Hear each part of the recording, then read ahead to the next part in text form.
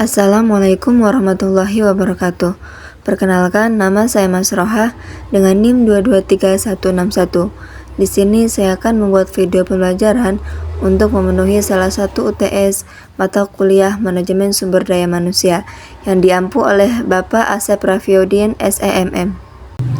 Baik, di sini saya akan membahas 7 pembahasan.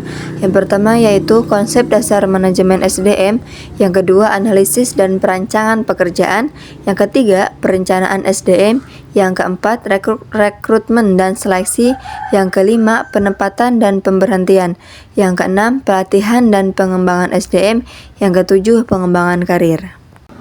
Pembahasan yang pertama yaitu mengenai konsep dasar manajemen sumber daya manusia. Manajemen sumber daya manusia sering disebut dengan MSDM ini disebut juga pengembangan sumber daya manusia, berfungsi melaksanakan perencanaan sumber daya manusia, implementasi dan perekrutan termasuk seleksi, pelatihan dan pengembangan karir karyawan, serta melakukan inisiatif terhadap pengembangan organisasional suatu organisasi. Sasaran utama MSDM ini adalah memaksimalkan produktivitas organisasi melalui optimalisasi keefektifan karyawannya dan secara simultan meningkatkan kualitas kehidupan kerja karyawan, serta memperlakukan karyawan sebagai sumber daya yang sangat bernilai bagi suatu organisasi tersebut. Sebagai konsekuensinya, MSDM juga mencakup usaha-usaha untuk mengangkat kemajuan personal, kepuasan karyawan, dan mematuhi ketentuan-ketentuan yang berkaitan dengan ketenaga kerjaan.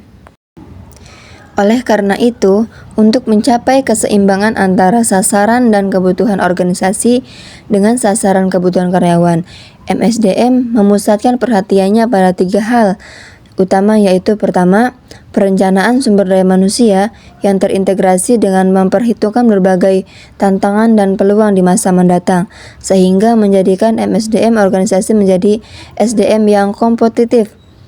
Kedua, implementasi fungsi MSDM secara efektif dan efisien, tanpa mengabaikan berbagai peraturan perundangan yang berlaku sehingga tercapai produktivitas SDM yang tinggi, serta terpenuhnya sasaran dan kebutuhan organisasi dan individu karyawan. Ketiga, evaluasi fungsi MSDM mencakup penilaian terhadap kebijakan MSDM untuk menentukan apakah berbagai kebijakan SDM benar-benar efektif. Pembahasan yang kedua yaitu mengenai analisis dan perancangan pekerjaan. Menurut Ivan Sevis menjelaskan bahwa analisis pekerjaan merupakan tahapan pertama pada proses manajemen untuk menciptakan suatu pekerjaan dengan menjabarkan tugas beserta tanggung jawabnya. Pekerjaan yang harus diselesaikan pada suatu perusahaan perlu dianalisis terlebih dahulu. Menganalisis pekerjaan tersebut dibutuhkan informasi untuk keperluan tugas yang bagus dikerjakan dan sumber daya manusia yang dipercaya untuk menyelesaikan tugas tersebut.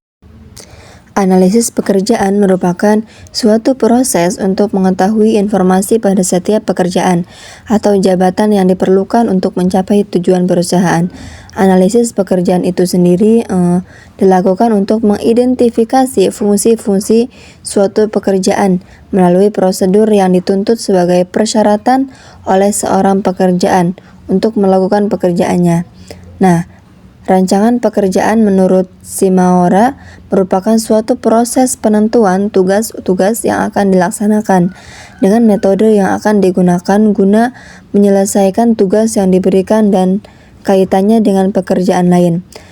Rancangan pekerjaan memudahkan isi pekerjaan tersebut, wewenang dan hubungan, balasan jasa dan kualifikasi yang dipersyaratkan keahlian, pengetahuan, dan kemampuan untuk setiap pekerjaan dengan cara memenuhi kebutuhan karyawan maupun perusahaan.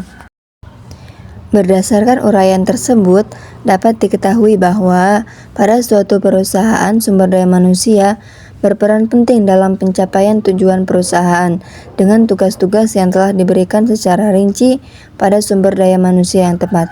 Pekerjaan yang terlalu sulit dan memaksakan sumber daya manusia untuk melakukannya tentu akan menjadi sebuah masalah, karena pekerjaan tersebut tidak mampu diselesaikan dengan baik dan efektif, sehingga analisis pekerjaan dan rancangan pekerjaan pada suatu perusahaan harus benar-benar dilakukan secara baik agar dapat menghindari pekerjaan yang tidak baik, sehingga tujuan pada jurnal ini yaitu untuk mengetahui analisis dan rancangan pekerjaan pada suatu perusahaan. Pembahasan yang ketiga yaitu mengenai perencanaan SDM. Perencanaan sumber daya manusia adalah langkah-langkah yang akan diambil guna menjamin bahwa bagi organisasi tersedia tenaga kerja yang tepat untuk menduduki berbagai kedudukan, jabatan, dan pekerjaan yang tepat pada waktu yang tepat juga. Langkah-langkah perencanaan sumber daya manusia meliputi peramalan dan audit, seleksi SDM yang masih dapat dipertahankan, perekrutan SDM yang baru, serta pengembangan SDM. Peramalan dan audit memberikan informasi tentang jumlah tenaga kerja serta kompetensi yang dibutuhkan. Setelah itu dilakukan seleksi SDM yang masih dapat dipertahankan untuk masa depan dan perancangan mengganti pengawal yang karena usia harus pensiun. Apabila dilakukan perekrutan SDM yang baru, maka yang dipertimbangkan adalah umur, loyalitas, keahlian atau kompetensi, dan kesehatan. Setelah SDM yang direkrut sudah memenuhi kebutuhan SDM suatu perusahaan, maka langkah selanjutnya adalah melakukan pengembangan SDM, seperti mengikutsertakan dalam pelatihan seminar, loyakarya, serta pelatihan silang. Sesudah itu perusahaan melakukan pemberian gaji dan tunjangan sesuai peraturan serta ketentuan perusahaan dan pemerintah yang berlaku. Baik, pembahasan yang selanjutnya yaitu mengenai tentang rekrutmen dan seleksi. Proses rekrutmen yang efektif merupakan kunci untuk mendapatkan karyawan yang tepat dan berkontribusi pada keberhasilan perusahaan. Secara umum, proses rekrutmen terdiri dari beberapa tahap. Yang pertama ada identifikasi kebutuhan. Yang kedua ada perencanaan perekrutan. Yang ketiga ada pencarian kandidat.